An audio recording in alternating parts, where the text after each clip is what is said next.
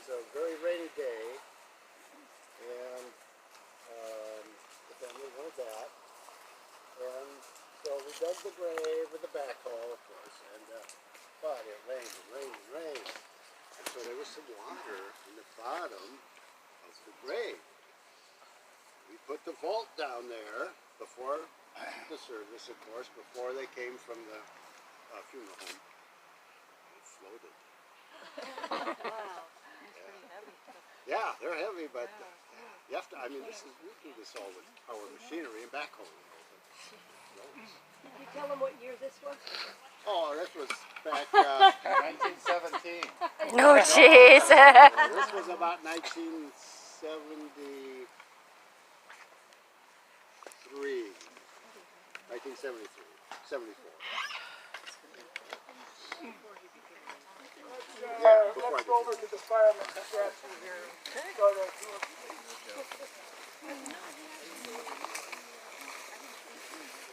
Well, you know, remember, there's a lot of families. The lesson.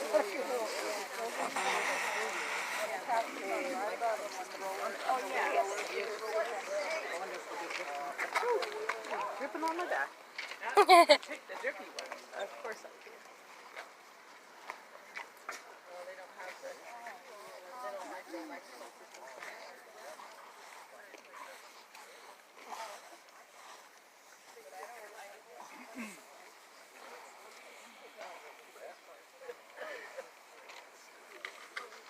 Oh, you don't go to the graveside. You just go to the... I know.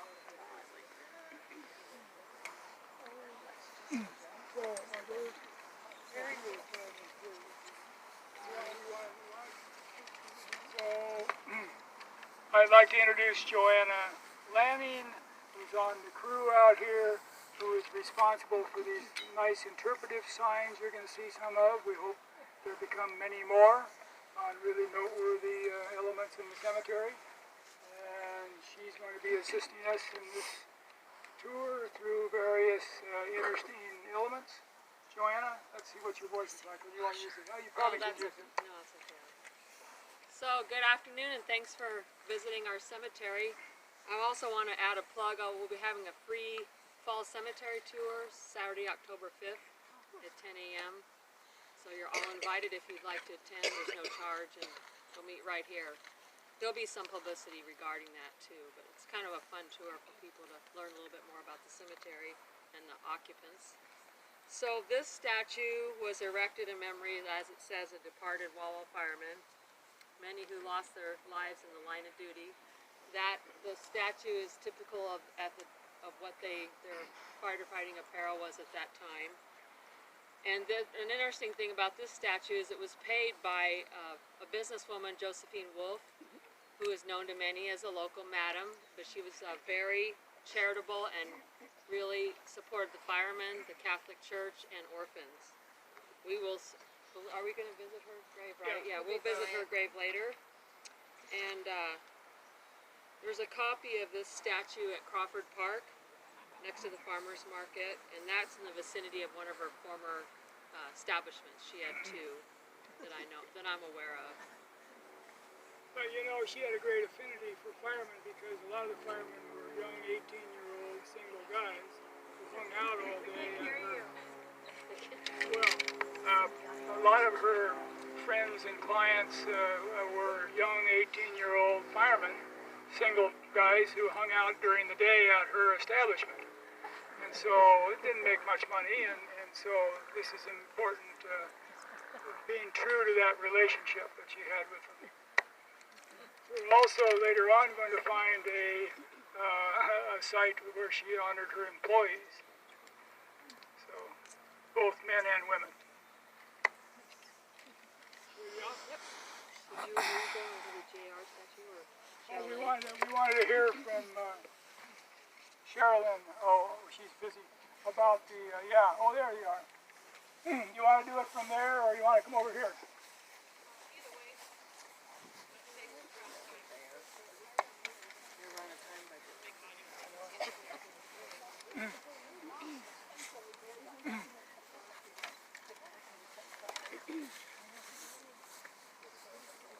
Well, we can walk this way. Okay, what you're looking at over here with the crossed rifles on it is the GAR monument. Stands, Grand Army of the Republic. and that was an organization that is actually kind of a forerunner to the VSOs we have today, American Legion, VFW, and AMVETS. This was started in 1866, and it was for the veterans of the Civil War. Later on, there was another group started, which still exists today, the Sons of the Union Army Veterans. It's got a really long name to it, but they still exist. This kind of petered out over time, and the last GAR member died in 1956. So those do not exist anymore, but they were organized nationwide into post, just like Legion and VFW groups are. This was put up by the Abraham Lincoln Post 4 and by the Ladies Auxiliary that goes with it. Surrounding the monument are approximately 100 graves. They are mostly Civil War veterans. There's a couple of guys in here from the 1st Washington Territorial Militia as well, but it's mostly Civil War. So one question, is there a Confederate graveyard as well? Because you know that this may be the North, but there were a lot of Southerners and folks from Missouri and otherwise. They say that during the Civil War, it was not really practical for the pastor of the Congregational Church to say a prayer for President Lincoln because of blowback from the congregation. Interesting.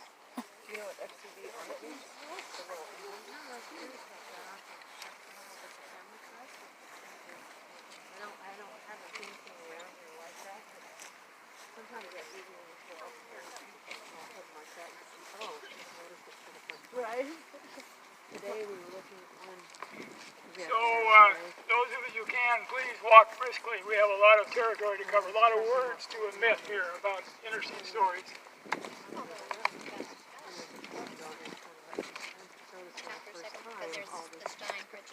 Oh, yes. Talking Stein. about you. I am. Did you not get a list? Sorry. I do. Oh, okay. And is that ready to go? Yep. Yikes. Hi. The stone over there that says Stein is actually Fred Stein, who it is heavy.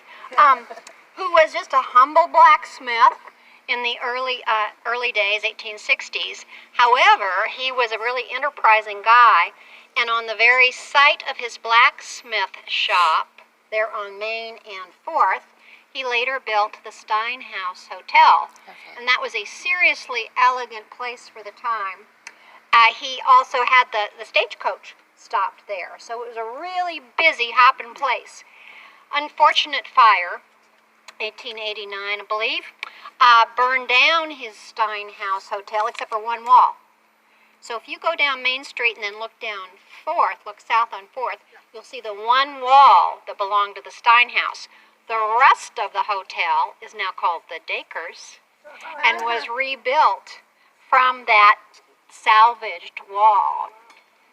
Fred was not only a blacksmith, he was also a coach maker, and he actually made a whole Concorde coach, the likes of which you see it in the main entrance there at Fort Walla Walla. He was a neat guy. Stagecoach. Take it away. Jeez. Gotta be a better way. All right, our next stop is going to be Joseph Stubblefield. So why isn't he buried with the other Stubblefields? Because there's Stubblefields right there. Oh. I just know the Stubblefield cemetery up in the. Yeah, but in the Sears family, they come in all the time. Right there. I just figured they'd want to keep them all. They ran out of room. Probably. I would think that being in this cemetery would be a real status symbol. Probably. It's a really nice cemetery. When nobody saw how big your gravestone was. Right? They're like, look at me, I've got money. You know it. I mean, it was like that when I was here in the 90s. Right?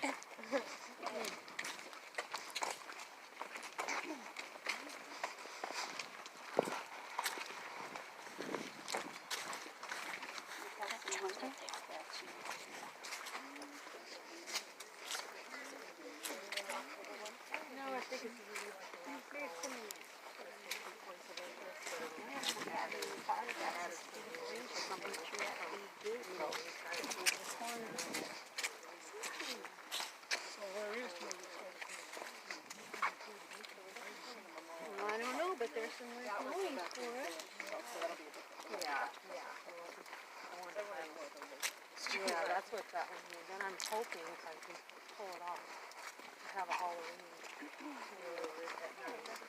It's going to be scary though. It's going to be like 10 points of vision. Let me know. I want to go. Please publicize because that one is going to be limited.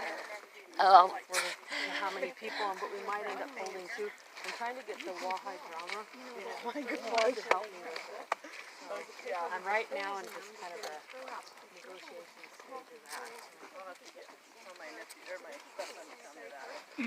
So Joanna, where's Joseph Stubblefield? I don't- We must have I gone- haven't- Well, we'll talk about that later. Yeah, because I had him in Masonics right up by where we were, Oh, all right. Yeah, we probably missed it. and I didn't That's okay. look. We'll- I'm going to we'll put him talk on my about other it one. later on. This is the Bakers. I think our Joanna. Yep, Okay. yep. Where's our Joanna? Joanna's Right gonna- here. Joanna's going to talk with us about Dorsey Baker and his extended family. So this is a Baker. We call this a Baker Circle. See the Baker Monument.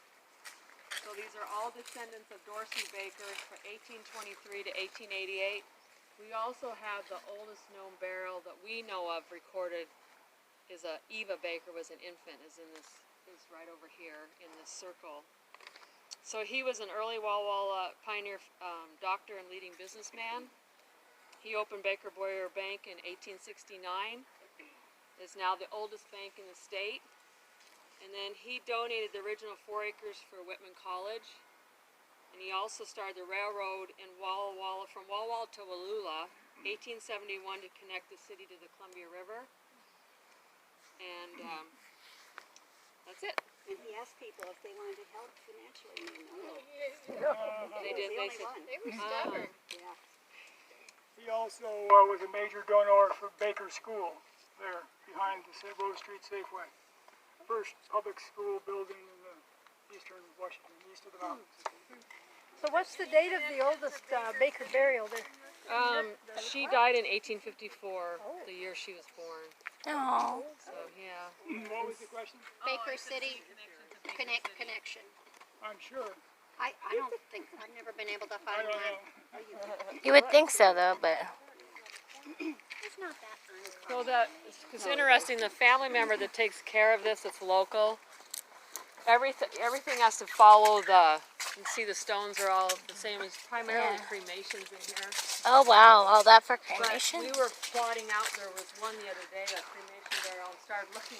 It's a pretty haphazard, and when they first place them, they're not really straight. Like now we do it, everything has to be lined out and stay within the boundaries. But all throughout the cemetery, there's a lot of different haphazard things where you don't have any rhyme or reason. But the nude sections are all really close to each other.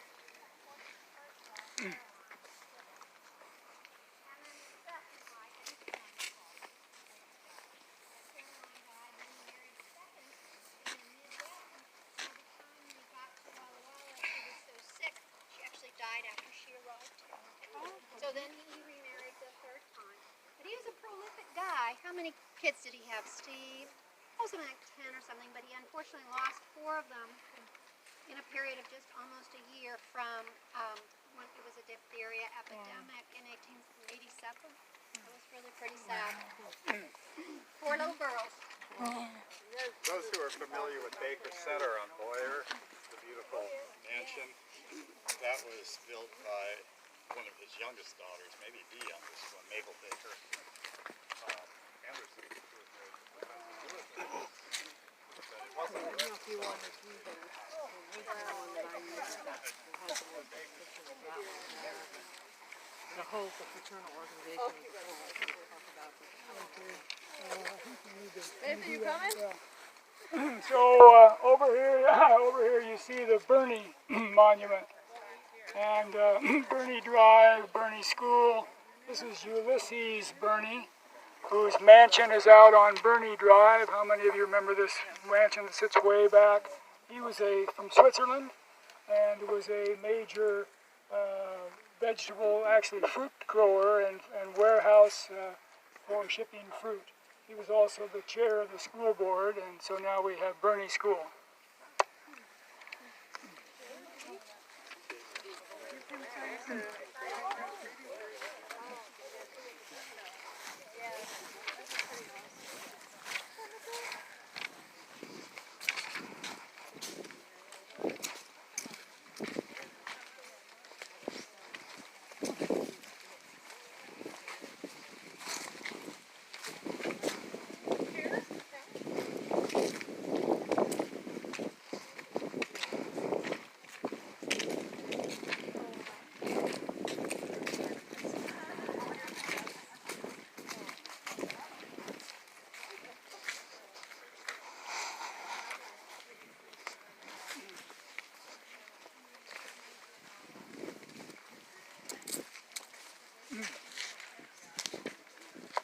Here is Madam Josephine Wolf's plot marker honoring her employees.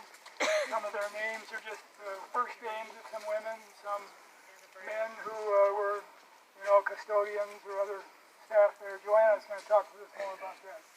What's significant about this is you'll see some resemblance to her monument when we go to her. And when she purchased this, she purchased the lot. Some of the old cemeteries are divided in lots, not rows. So her lot encompassed 18 plots. So they're not all in use, and then some of them are unnamed. And we have old plat books. That's how we do a lot of the locates.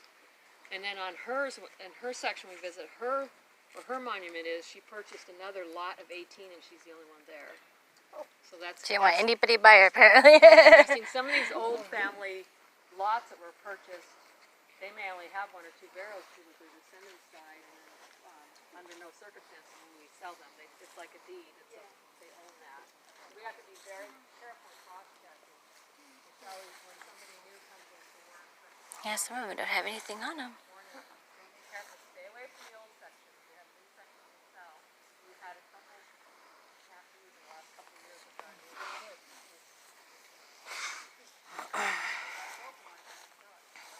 Decided it's owned by a family. So who knows when they may come and say, use that lot. That's their every right. So it's interesting to look at that. So over here we have the room. 28. Walla family, Thomas brothers came here, we opened the first flour mills right out here on Yellow Hawk Creek. The Reynolds place,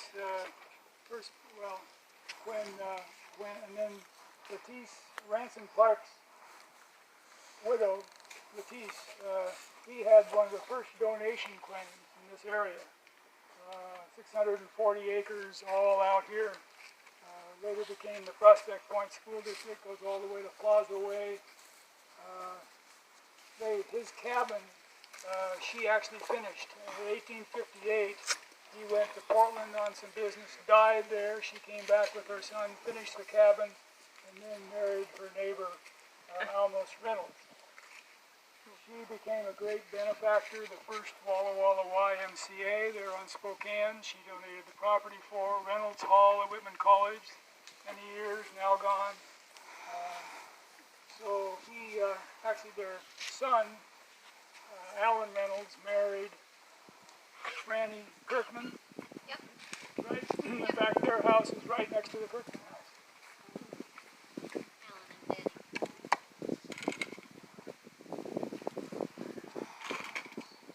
Right. It's fun how there's so many different people that like this food. They have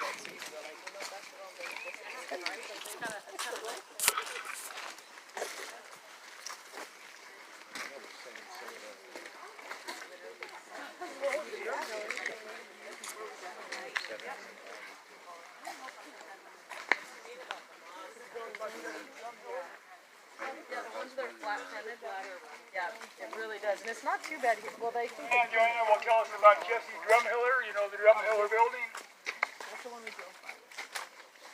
you'll see some resemblance to the way this is set up, typical to the era like Baker Circle and these are primarily cremations too. They extend all the way out to those markers out to the road.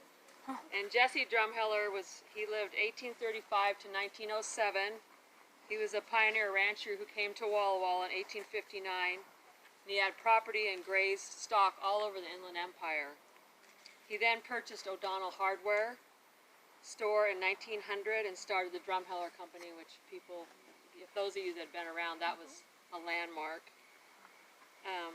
And then that Drumheller building is still named for him. Hopefully someday something will be done with that. But I love to go in there when we first came to Were this they area. Jewish by chance? I see some stones and some. That was a recent burial, and he loved the sea, so they come and that's not a Jewish. Okay. The Jewish section's down that way. Okay. So he had to be in the Jewish section. Did they actually make them be in Jewish sections, or is it No, it's just that's just an area that if they can opt to be buried there. And Sherilyn will now tell us about the military cemeteries in this area. He died in.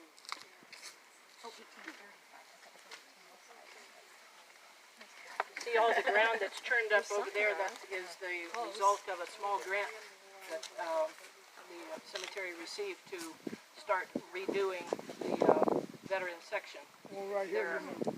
They're working on it, and The stones aren't in place yet. yeah, it's been really intensive. Most of the veterans, most of the 3,000 plus that we have identified as being veteran resting places, are here around and behind the Abbey. Some of the others are scattered down that direction to the south, and then of course all over the cemetery. 41 of the 91 casualties from World War II, we have identified their grave sites here, and some are just headstones. They are not here. They are other places or were unrecoverable. But all of those headstones have been cleaned, and they start basically right here with World War I, and then go toward the back with the World War II, and then Korea, and then it all gets kind of mixed. There are our spouses buried with some of them, but it's not a specifically dedicated, but it just kind of, I'm not sure how it came to be the veterans section, but it just sort of evolved over time. But they're pretty much everywhere. Yeah, there's veterans throughout the cemetery, but that's where you'll find the largest concentration of them, and especially behind the Abbey too. So that was an Abbey? It's a mausoleum, and it was constructed, let's see, the best we can tell, in 1920. So it's, and unfortunately I don't have my key. I drove the wrong vehicle today, but there's crypts in there as well as Besides on the other July tour. Memorial Day to commemorate the Wreaths Across America. So why is it called an Abbey then? That I don't know. I have trouble So it's finding out like, any was it an information on Abbey? this. Like, I think maybe it's just, I don't know. yeah, exactly. So The I don't know. Catholics. Civil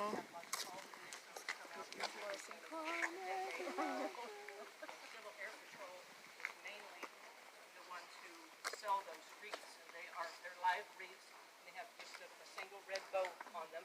You can purchase them ahead of time. They bring them out here in pickup trucks and scatter them around this part of the cemetery, and you can go lay them out on a grave that belongs to one of the veterans. The wreaths, I think they still sell for $15, and they can also be, that's a nationwide project, and it's all done on the same day every year. You can look on their website, and you can order one to be sent anywhere in the nation. So it's not just here. This is our project. It's nationwide.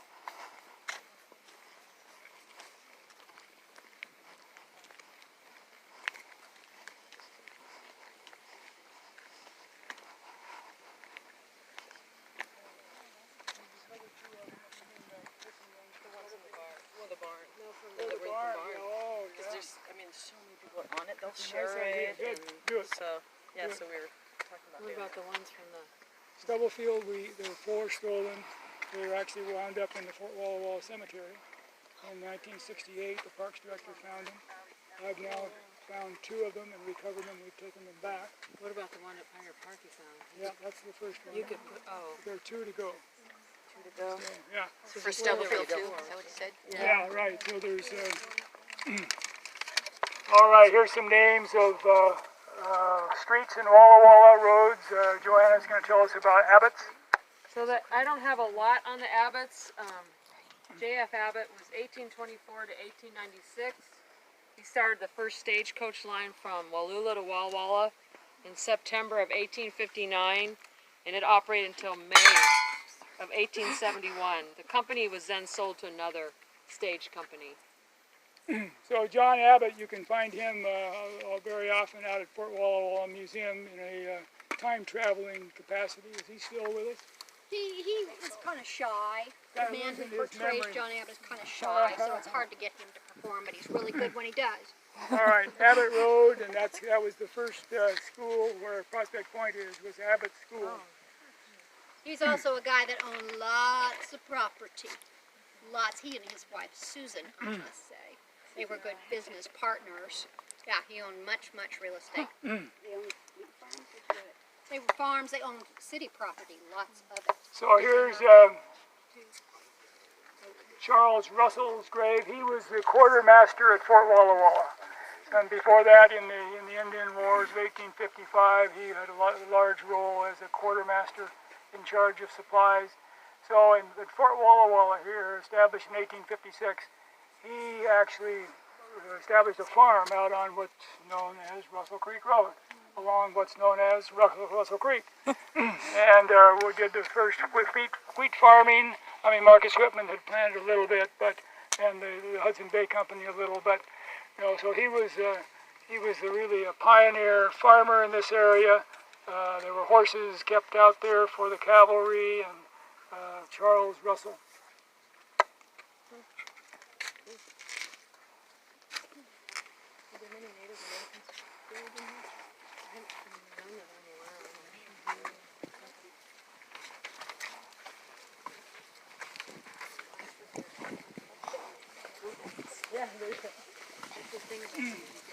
Is this Blaylock? That's the trader. Blaylock's over there. Okay. Who is that? He was a Hudson Bay Company trader. What's his name? Captain Richard Grant. Oh, yeah. Oh, my friend Sam Cameron would tell me all about Richard Grant. He was at Fort Hall. He was the Hudson Bay Company fellow who told them, you can't get wagons past here. Abandon all wagons, ye who enter here, right? And then he was quite a scammer, according to Sam Cameron. But finally moved here, and his son was quite an active rascal as well. Anyway, yeah. You know anything about stone? That's a huge stone. Stone? Yeah, not know. I don't. Beyond Norton. Steve's a stone expert. Hey, Steve, we got a question about the stones. The stones. Yeah. That big marker. Stones. I don't recall that they had a marker that big, but it probably is that Stone family. Who? Benjamin Franklin Stone arrived here in 1858.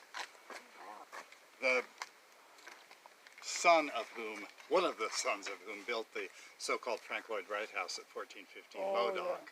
Yeah. Yeah, he came out from the East Coast as a young man. Actually, he went to California in 1849 because of the discovery of gold at Sutter's Mill in 1848. But he left home with $10,000 from his pappy. And $10,000 in 1849 was a heck of a lot of money. So we don't know how or why he arrived in Walla Walla, but he bought into a saloon immediately. And then he became very important. It's the way to do it. Landowner, like so many of those early people. Do what you gotta do. So you know what we're going to do? We're going to walk and talk.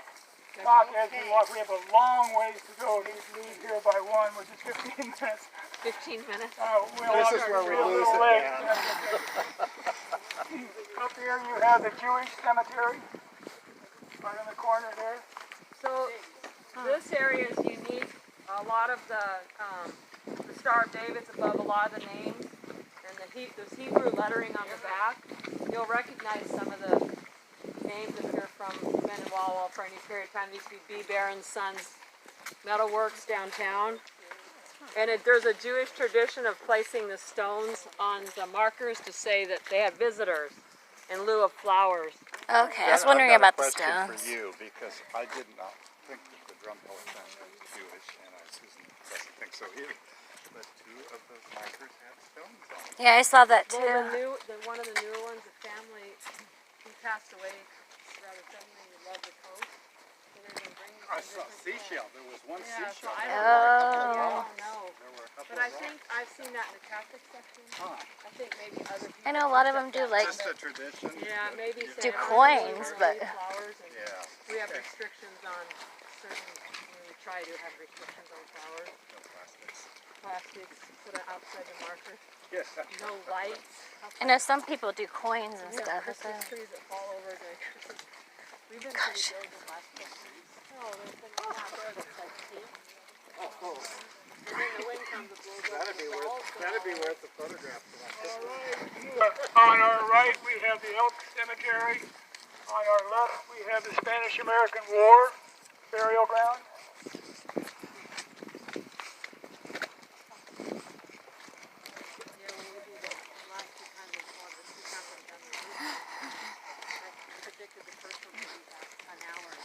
We're making our way to the Chinese cemetery. Actually, the second Chinese cemetery. We'll tell you a story about the first one when we get a little closer to it. Where are all the Cameron buried? I didn't see that at the first Cameron.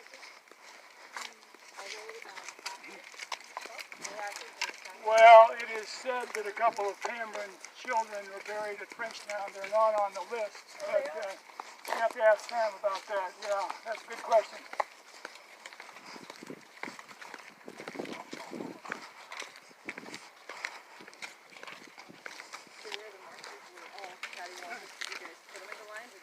Well, that's not our responsibility. It's so costly. So, just a lot of it. Better for. So here we have the Chinese cemetery. You'll notice the fire building for burning fruit and other things to be done at the time of the burial. That was falling apart and rebuilt in 1941.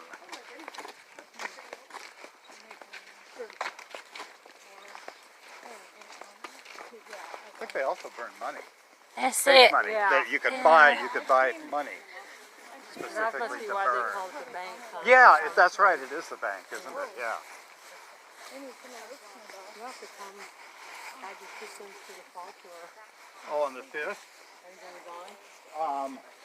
My sister is very Now I say the second Chinese cemetery because the practice of burning